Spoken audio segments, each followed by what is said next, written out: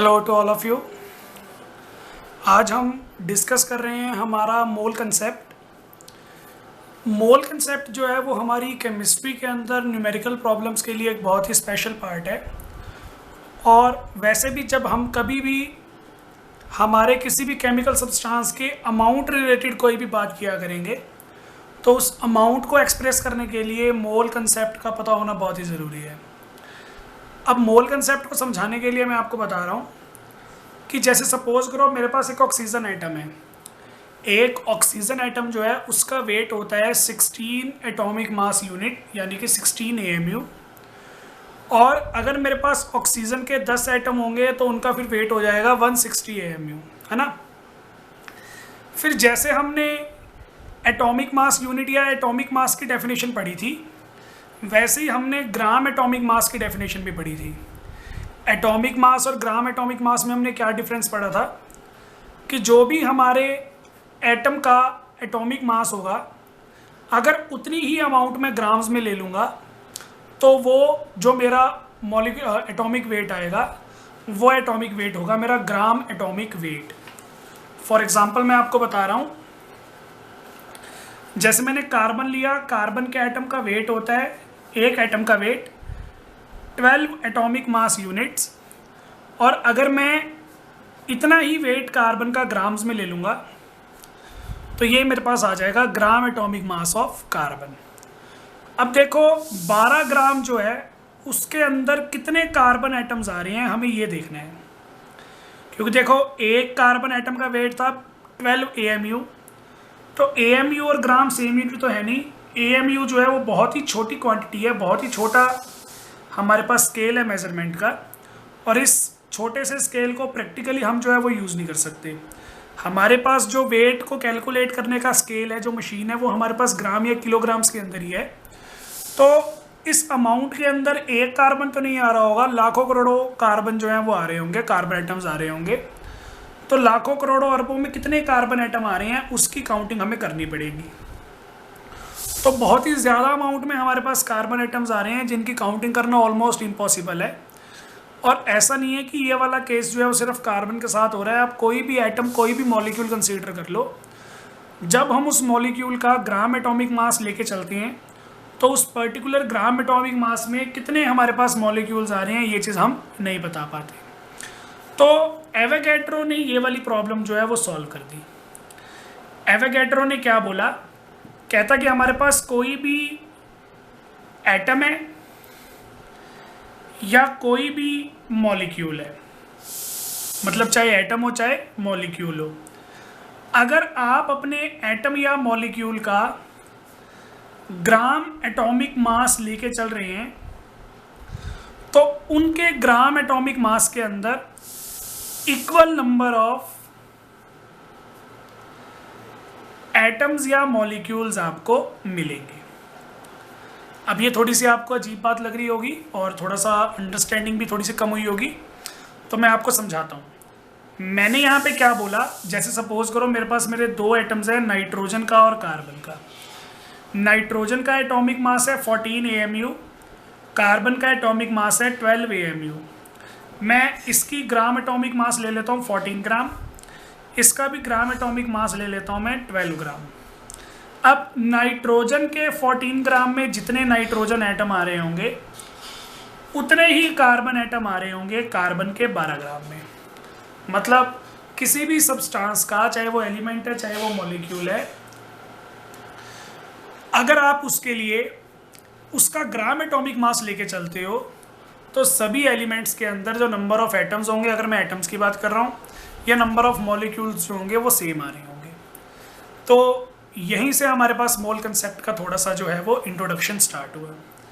अब मैंने आपको ये तो बोल दिया कि इनके ग्राम एटॉमिक मास के अंदर नंबर ऑफ एटम्स जो हैं वो सेम आ रहे हैं, लेकिन वो नंबर ऑफ एटम्स हैं कितने ये हमें एवोगैड्रो ने बताया, और उस नंबर को हम कांस्टेंट बोलते हैं, वो हमारा एवोगैड्रो कांस्टेंट है, या हम इसे एवोगैड्रो नंबर भी बोल देते हैं। डिनोट करते हैं इसको कैपिटल N और सबस्क्रिप्ट में A। और ये हमने फिक्स कर दिया कि चाहे हमारे पास ग्राम एटॉमिक मास हो चाहे हमारे पास ग्राम मॉलिक्यूलर मास हो, किसी भी सब्सटेंस के अंदर उसके ग्राम मॉलिक्यूलर मास में 6.022 इंटू 10⁻23 एटम्स एग्जिस्ट करेंगे अगर मैं एटम की बात कर रहा हूँ, या मॉलिक्यूल्स एग्जिस्ट करेंगे अगर मैं मॉलिक्यूल्स की बात कर रहा हूँ। तो ये हमारा फिक्स नंबर है जो हमें याद रखना है। इसी के अकॉर्डिंग फिर हमने मोल कंसेप्ट को जो है वो आगे डिफाइन करना है। तो एक एवोगैड्रो नंबर का कंसेप्ट आपको याद रखना है। एवोगैड्रो नंबर क्या होता है? एवोगैड्रो नंबर वो नंबर है जो हर एक सब्सटेंस का ग्राम एटॉमिक मास अगर वो एटम है, या ग्राम मॉलिक्यूलर मास अगर वो मॉलिक्यूल है, तो इतने एटम्स या मॉलिक्यूल्स हमारा सब्सटेंस जो है वो पोजेस करेगा ही करेगा। तो ये हमारे पास हमारा कंसेप्ट है। अब इसी कंसेप्ट को यूज़ करते हुए मैं आपको मोल की 3 डेफिनेशंस जो हैं वो बता रहा हूँ। जब भी हम केमिस्ट्री के अंदर मोल को डिफाइन करते हैं तो मोल की हमारे पास 3 डेफिनेशंस जो हैं वो बनती हैं। पहली डेफिनेशन मैं आपको बता रहा हूँ on the basis of atomic mass या मॉलिक्यूलर मास। तो जैसे मान लो मैंने कोई भी एक एटम ले लिया, जैसे मान लो मैंने फ्लोरीन एटम ले लिया, तो फ्लोरीन का एटॉमिक मास कितना होता है? 19 AMU। तो हमारे किसी भी एटम का जो भी एटॉमिक मास है, आप उतना ही एटॉमिक मास जो है वो ग्राम्स में ले लो, मतलब इस एटॉमिक मास को आप ग्राम एटॉमिक मास में कन्वर्ट कर दो। तो ग्राम एटॉमिक मास में जितना भी वेट आ रहा होगा हमारे एटम का, वो उसके 1 मोल के बराबर होगा।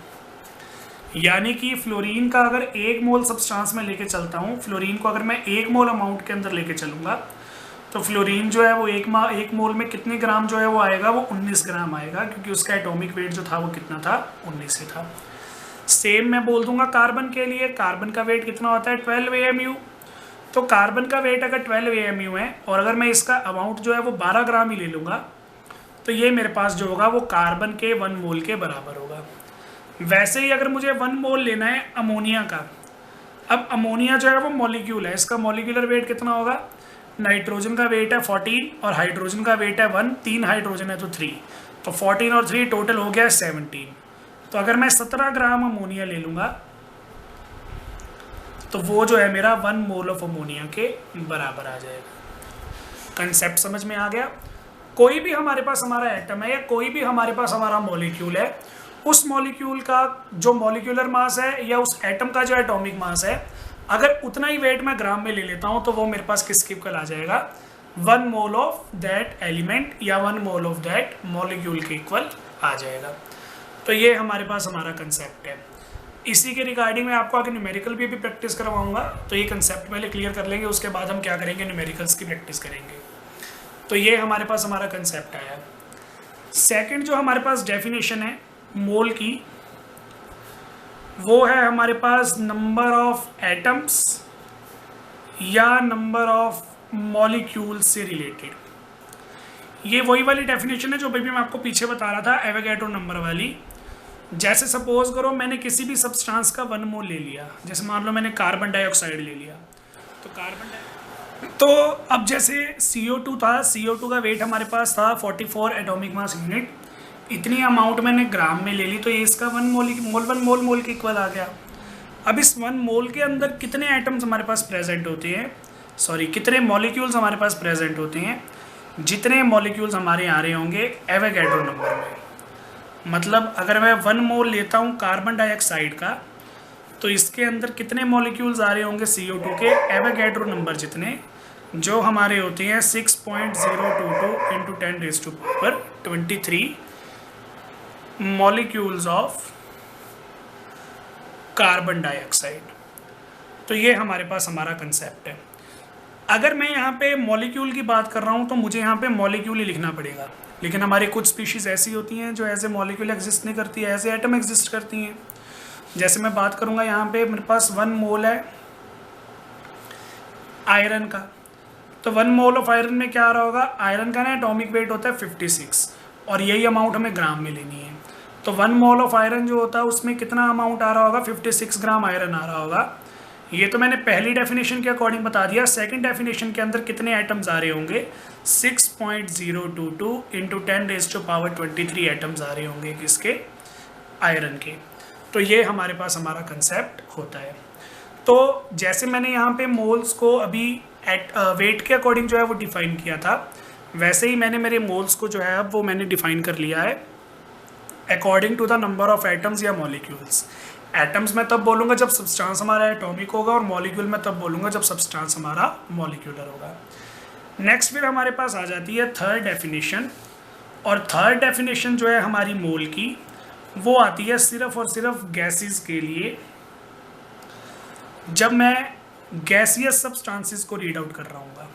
और जब भी हम गैसियस सब्सटेंसेस को रीड आउट करते हैं तो इस बात का आपको खास जो है वो ख्याल रखना है कि हम वहाँ पे वॉल्यूम की बात करेंगे, क्योंकि बाकी सब चीज़ें जो होती हैं वो थोड़ी सी इनडेफिनिट हो सकती हैं गैसेस के मामले में, लेकिन वॉल्यूम जो होगी वो पर्टिकुलर रह सकती है स्टैंडर्ड कंडीशंस के अंदर। अगर मैं कंडीशन चेंज करूँगा तो ऑब्वियस है कि वॉल्यूम जो है वो भी चेंज होगी, लेकिन स्टैंडर्ड कंडीशंस में टेम्परेचर और प्रेशर की जो हमारी वॉल्यूम होती है गैसेस की, वो क्या रहती है, फिक्स रहती है। अब गैसेस के लिए मैं क्या बोलूँगा, सपोज करो मैंने कोई भी 1 मोल गैस जो है वो कंसीडर कर ली, जैसे 1 मोल ऑक्सीजन कंसीडर कर ली, नाइट्रोजन कंसीडर कर ली, हाइड्रोजन कंसीडर कर ली। तो कोई भी हमारी गैस है, अगर मैं उसकी 1 मोल अमाउंट ले रहा हूँ तो वो स्टैंडर्ड टेम्परेचर प्रेशर की कंडीशंस में, जिसको आप STP बोलते हो, स्टैंडर्ड टेम्परेचर प्रेशर की कंडीशंस में वो क्या करेगी, 22.4 लीटर्स वॉल्यूम जो है वो ऑक्यूपाई करेगी। मतलब अगर मैं 1 मोल ऑक्सीजन गैस ले रहा हूँ तो वो स्टैंडर्ड टेम्परेचर और प्रेशर में 22.4 लीटर्स वॉल्यूम जो है वो ऑक्यूपाई करेगी। इतना बड़ा कंटेनर हमें लेना पड़ेगा अगर मैं 1 मोल ऑफ ऑक्सीजन मॉलिक्यूल्स को रखना चाहता हूँ हमारे कंटेनर के अंदर। तो गैसेस के लिए हमें याद रखना है। फॉर एग्जांपल मैं आपको एक और एग्जांपल अभी दे रहा हूँ, जैसे मैंने अमोनिया गैस ले ली, और अमोनिया गैस के ना मैंने 2 मोल्स ले लिए। अगर मेरे पास 1 मोल अमोनिया होती तो वो 22.4 लीटर ऑक्यूपाई करती है STP पे।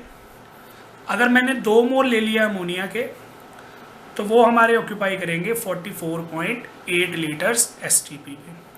अगर मैं हाफ मोल ले लेता तो हाफ मोल के अंदर ये भी अमाउंट हाफ हो जाती, 11.2 लीटर्स आ जाते STP पे। तो ये हमारे पास हमारा मोल कंसेप्ट है अकॉर्डिंग टू द गैसेस। तीनों की तीनों डेफिनेशंस जो हैं वो बहुत इंपॉर्टेंट हैं। पहली और दूसरी डेफिनेशन जो है वो यूनिवर्सल है, मतलब आप किसी भी टाइप के एलिमेंट पे या मॉलिक्यूल पे आप लगा सकते हो, लेकिन जो थर्ड डेफिनेशन है वो स्पेशली हमारी होती है गैसियस सब्सटेंसेस के लिए। गैसियस सब्सटेंसेस के लिए उसे हम ज़्यादातर यूज़ कर लेते हैं। तो ये हमारे पास हमारा मोल कंसेप्ट है।